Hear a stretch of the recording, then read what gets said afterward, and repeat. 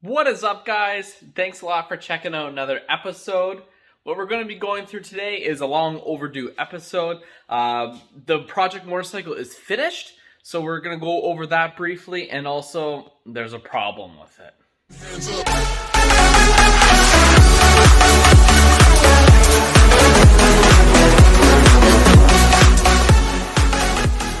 So here is the bike. It is completed. It's looking awesome. Minus the mirrors that I have on order. I'm waiting for those to come. They're going to be really nice. Just screw on the top. A lot of guys will have the mirrors actually clamped onto the bar ends, and then they'll droop down or do whatever. But I'm just going for the traditional mirrors just poking up on the actual bars there. But look at this bike. For all intents and purposes, you would actually believe that this was a brand new bike, but it's not. This, believe it or not, is a 2006 Hyosung GT650, which is a Suzuki SV650 Korean clone. Back in the day, Hyosung and Suzuki, they worked together, so that's why a lot of the Hyosung bikes today look very similar to the GSXR products. But a brief overview of what I was doing, if you guys haven't been following, I completely stripped this bike down, right down to the bare frame. Everything was completely removed. The frame was completely sandblasted and then repainted this nice satin black. And then for the plastic kit, it was sanded down and actually wrapped. This wrap here is the similar color to like an AMG sparkle matte gray from Mercedes, and it looks absolutely phenomenal on the bike. Same with the rims. They were repainted a nice gold. Same with the forks. The forks were painted a nice gold. However, I actually rebuilt the forks with fresh fork seals and then also, of course, fresh oil. It was the first time rebuilding forks, and it was honestly not that bad. However, this one gave me a little bit of trouble just because the collar was sliding. This collar here was sliding. Every time I tried driving the seal internally, it was sliding. So I managed to come up with a solution for that, but now those are working 100%. Same with the front nose cone there. That is wrapped, and also the headlight shroud too. We ended up getting nice LEDs in the headlight shroud, top and bottom for high and low beam. We have these nice sequential amber LED turn signals all around. And then, of course, we recovered the seats, fresh leather, leather vinyl. It's just looking absolutely phenomenal. We repainted the motor, repainted a bunch of the accessories, sprockets, calipers, you name it. This bike has gone through an absolute overhaul. The bad thing on this bike is the rectifier. It's not charging. And when it's not charging, that is a bad problem to have. This bike, it runs great with a fully charged battery. You're running around town, no worries. All of a sudden, it starts to sputter and buck and lose its electronics, lose the power to the gauge cluster, loses its headlight because the battery cannot keep up with the bike running. It does have a magneto system in it, however, it can't produce enough to keep the bike running sufficiently. So this rectifier right behind this panel here, I tested the wires with an ohm resistance and zero zilt nada. It has no resistance at all. I believe it should roughly have 18,000 or 1800 or something like that resistance at either wire. It does not. So for today's episode, what we're going to be working on is we're going to be pulling the bike apart. We have the new rectifier on order. I'm going to do a little time lapse showing you guys just me working on the bike, taking it apart. I know I haven't actually done any time lapses for quite a while. That's because my tripod stand broke. So now I have a new tripod stand. I ordered this thing off Amazon. It's one of the Amazon's Choice or Amazon's Basics. I think it was like 20 bucks or something. This thing is way more sturdy compared to the one that I had before. This actually looks to me like a professional unit that is worth some dollars. The aluminum construction is actually thick tubing, It's not very, very flimsy. You know, it does shake a little bit, but honestly, for like 20 bucks or 30 bucks that it was, this thing is awesome. And it came with a great little phone mount just to put your phone in there. Little level on there too. But yeah, so we'll go ahead and start working on the bike.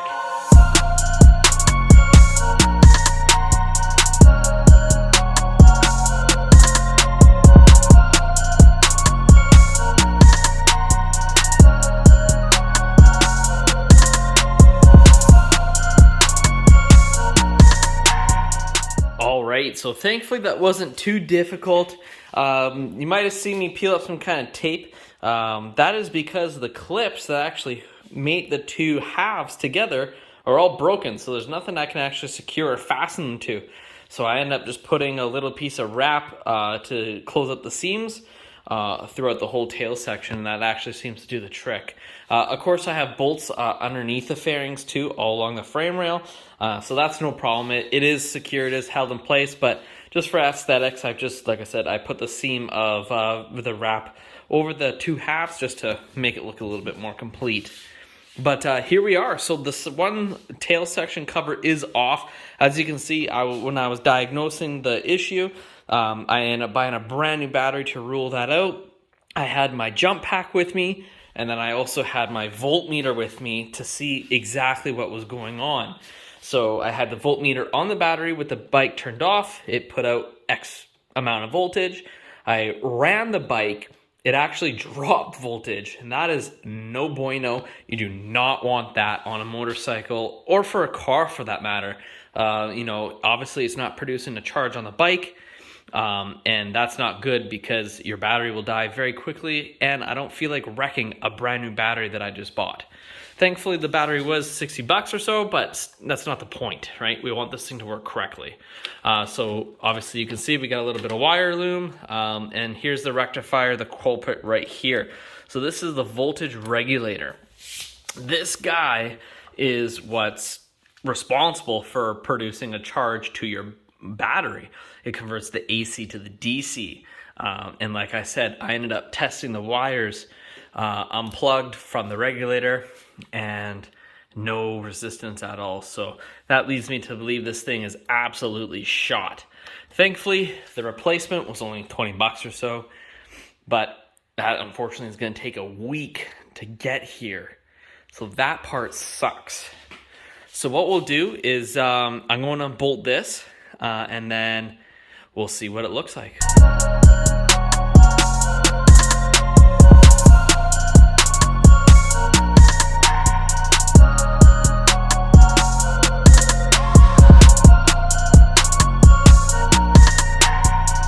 So it's actually unbolted off the bike. So what you can see is someone's actually been tampering with this beforehand. The wiring is just absolutely chewed all up. I ended up repainting it, so don't mind that.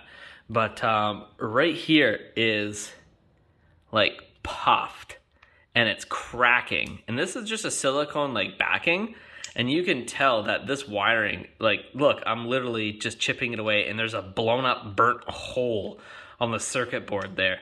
And like I said, the wiring itself is kind of crusty and nasty. Someone here actually ended up, it wasn't me, I like made it look nicer and cleaned it all up. Was under the impression this thing worked. But yeah, someone cut the connector off. It was a similar connector to this. It was a 2-pin though, not a 3-pin. And someone ended up soldering, or well, not actually soldering. I ended up soldering it. Just these butt connectors. So that connector is gone, which obviously is its first indication that this thing's been tampered with. But now with it actually running and doing the investigation with this thing all nasty and crusty, this obviously is the culprit, especially with it being diagnosed with no ohms or no resistance. So when the other one comes, I'm unfortunately going to have to cut the connector off, unless if I can find one in my wiring bin to match up. Yeah, so that sucks, but we're gonna go ahead and disconnect this, and then I'm gonna have to unwind this electrical tape here and get that all removed.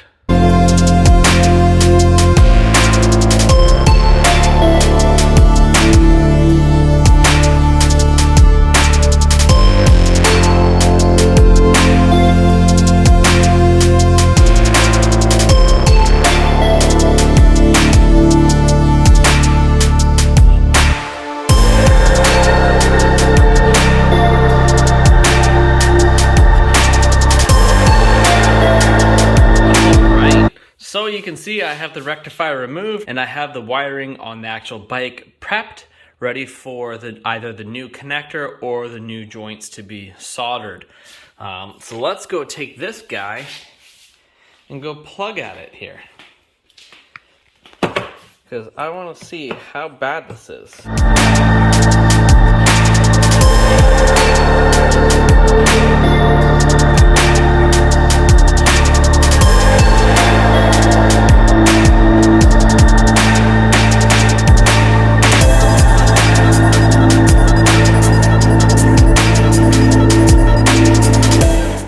So the bottom half looks actually perfectly fine.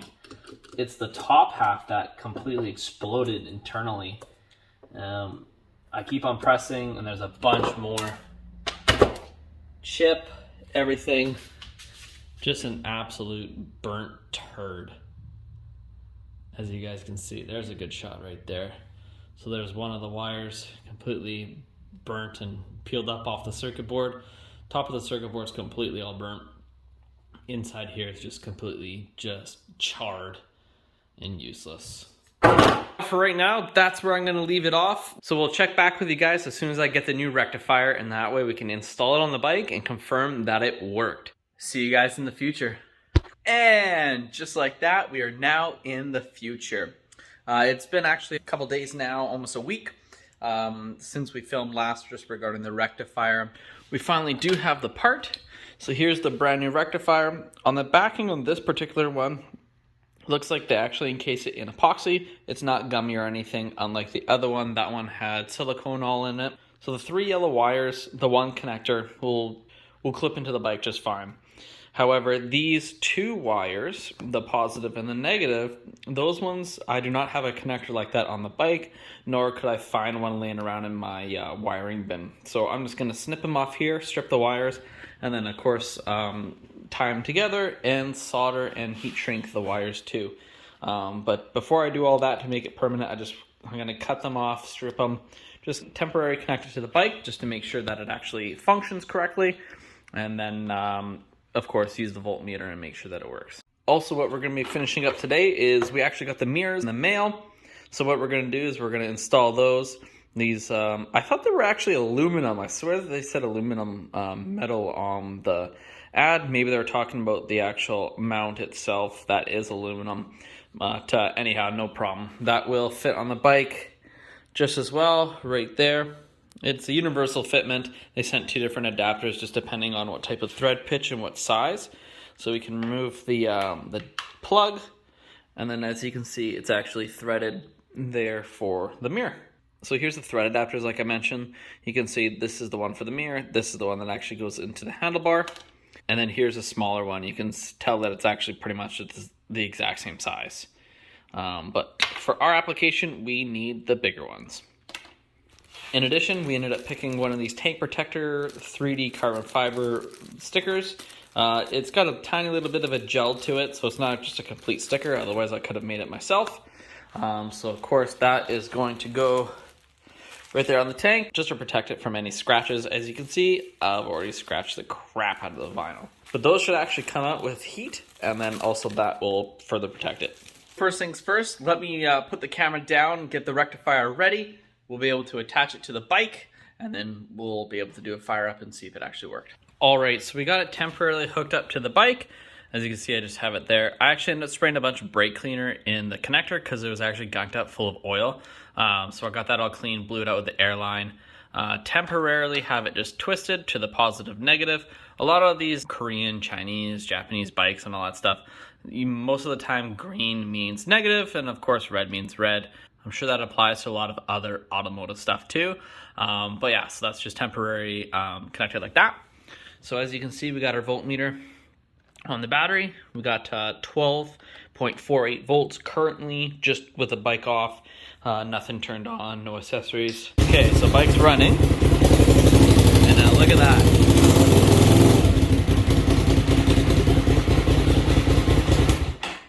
So that means that we are charging and the problem is fixed so far. So I'm going to put the camera down and I'm going to bust out the soldering iron.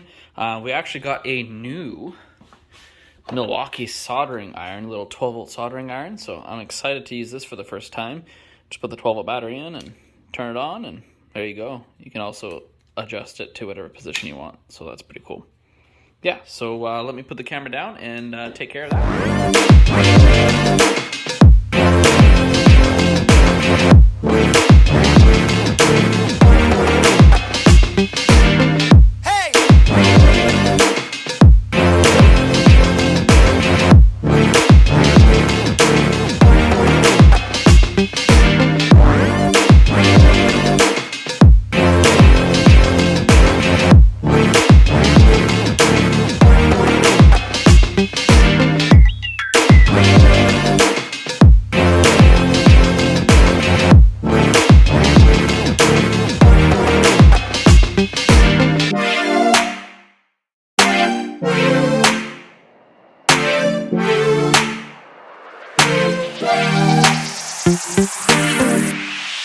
All right, guys, so we got it all back up connected, got everything all soldered in, nice heat shrink too. That way everything is 100% protected. Now I'll be able to bolt the rectifier back in its exact spot, and then we'll be able to get the whole bike reassembled. And hopefully, my plan is actually tomorrow morning, because right now it's actually about like 10:30 at night. Tomorrow morning I'm actually planning on riding this to work, and that will essentially be the test to know if this solved the issue or not. Because I don't know if you guys remember or if I even explained in the beginning of the video. It's been a while since I filmed the first part. As I was riding, the bike was breaking up really bad. Actually, it was spinning. I lost all my power to all my electronics, my gauge cluster, my lights, all that stuff. And it was also like spitting, and it was bucking like a Bronco, like literally like it was jolting because it had no power from the battery, helping the bike out. Tomorrow morning, I should know pretty much right away after riding the bike, because after a while riding it, when it got warm, it did it, and it actually did it when I went to go get gas first thing in the morning when it was stone cold. So yeah, so I think we fixed it though. I'm gonna keep on going on the bike, and we'll throw you back on the time lapse.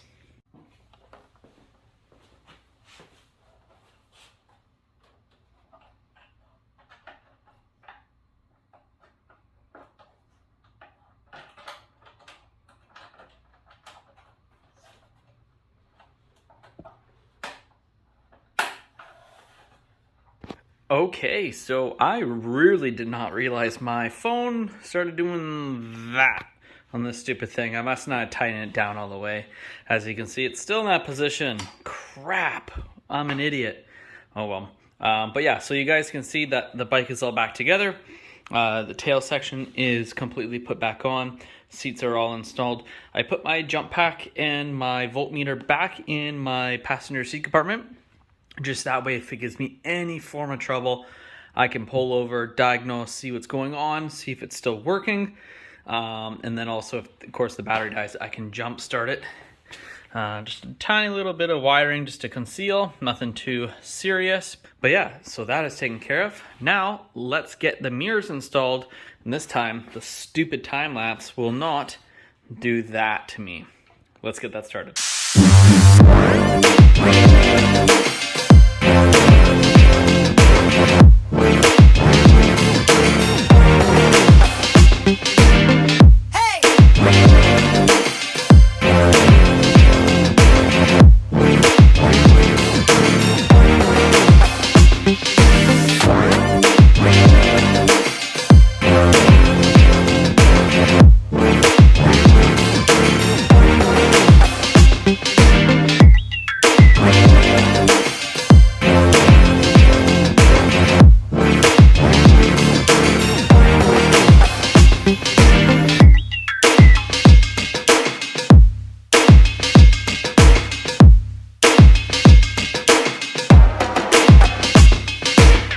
Alright, so now the mirrors are installed. Check that out.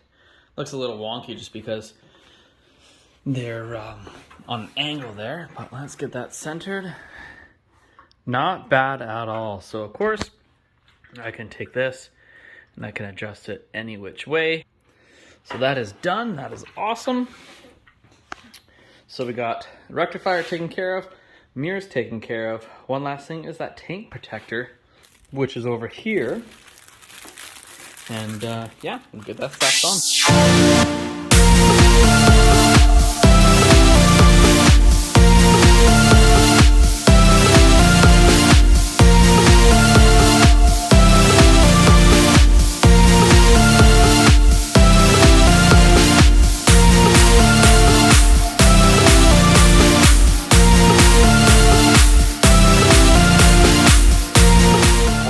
Taint protector is on. So like I said, it's a little bit of a jelly 3D fake carbon fiber. The carbon fiber itself I didn't care for. It was more of the raised thick gel that I was more concerned about instead of just a sticker, because if it was a sticker I could have made it myself. But I want a little bit of at least some abrasion protection, because my reflective jacket that I wear, which is just a windbreaker, and I have it actually over my motorcycle riding jacket. It's just a thin windbreaker, but the entire jacket is completely reflective. And the zipper, it's very coarse. And as you can see over here, it was already scratching the tank a little bit, but if I take a heat gun to it, it should actually self-heal. That's the type of vinyl wrap that it is. It should self-heal. But that's it for now, guys. Thank you so much for checking out this episode. I know it's been a little while since I've uploaded, and I'm happy to show you guys that the bike project, for the most part, is actually done. Like I said, I'm going to be taking it to work tomorrow morning. If everything goes well, I am going to be hopefully riding that thing more or less full time. But on that note, guys, if you have not subscribed to the channel, please do so. Click the subscribe button down below. Like this video, and also check out my Instagram. You guys get to see a lot of the Instagram stories and also posts before it hits YouTube. So definitely make sure you check out that. I'll have the link in the description down below. And as always, guys, that is it. Thank you so much for checking us out. Hope to see you in the next one. Have a good one.